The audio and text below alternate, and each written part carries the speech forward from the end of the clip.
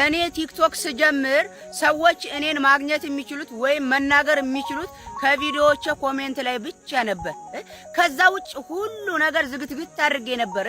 ሶሻል ሚዲያ እንዳለ በቃ እኔ የምገኝበትን ነገር ሁሉ እንዘጋግቼ ነበር። በጣም ጥሩ ስሜት ላይ ነበርኩ።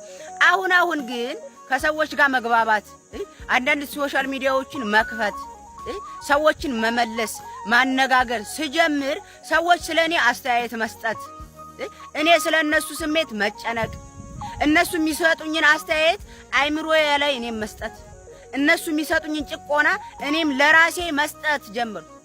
ይሄን ደግሞ እኔን በከለኝ። እውነቴን ነው። በየቦታው መገኘት ከዚህ በፊት እንደምናገረው እንደሚያረክስሽ ሁሉ አሁንም አወቅኩት። እውነቴን ነው። አገኘሁትም እዛም እዚህም ስል ሰዎች እያጠራቀሙ ምክር እያስመሰሉ መርዝ ይረጩሻል። ያቺ መርዝ አንቺ ትቀበይና አይምሮስ ላይ ታዋሃጃለሽ።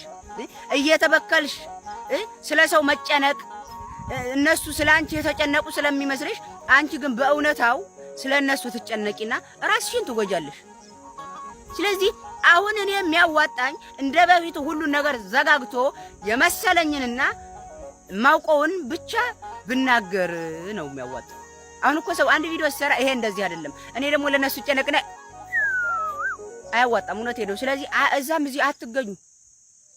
ይሄ ፍትሃዊ አይደለም። እየደወልኩኝ ጸሎት አርጉልኝ እምላችሁ ሰዎች እንዴ እየረሳችሁት ነው እንዴ? በደንብ አርጉ እንጂ መኪና እኮ እየገዛሁ አይደለም፣ ቤትም እየገዛሁ አይደለም፣ ብርም ወደጄ እየመጣ አይደለም። እንዴ ምንድነው? በደንብ አርጉ ነው። ዝም ላፋችሁ እንዴ እሺ ምናምን የምትሉኝ? እኔ እየለፈለፍኩ ስራ ብዬ በደንብ አርጉ። ግን ደግሞ አይታወቅም። ቆሜ የምሄደውም እኮ በእናንተ ጸሎትም ሊሆን ይችላል።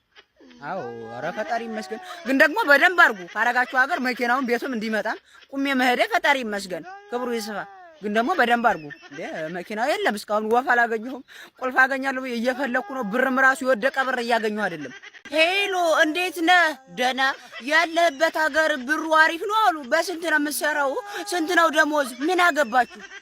በስንትስ ብሰራልኝ ምን አገባችሁ? ምን ጥልቅ አረጋችሁ? ለምን በወዲያ አልሰራም? ማን ጠያቂ አረጋችሁ? እኔ ተቸግሬ ሳለ ማን ላከል ገንዘብ የታገኘህ የት ብላችኋል? አላላችሁም። አሁን የኔን ደሞዝ ማን ነው ጠያቂ ያረጋችሁ? ምን አገባችሁ? አገሩ ብሩ ጥሩ ይሁን ጥሩ አይሁን በቃ እሰራለሁ እበላለሁ። ሌላውን እኔ ይጭነቅ። ደርሶ ተቆርቋሪ ገንዘብ አጠራቅም። እሺ ከፈለክ ደግሞ በእኔ አስቀምጥ። ማን አንቺ አስቀማጭ ማረጋው? አንተን አስቀማጭ ማረጋው ማን ናችሁ? እውነቴ ነው። ዝም በሉ። እናውቃለን እኮ እንዴት እንደነበር። በቃ ዝም። ለምንድን ነው ንገሩኝ የምትሉት? እኔ በስንቱ ተናግሬ በሚዲያ ብናገር በዛ እኮ እየቀለድክ መስሎ ነው። እኔ እየቀለድኩ አይደለም። በዚህ የምናገረው ወዴ ብልት ለምታረጉ ሰዎች ሙሉ ነው።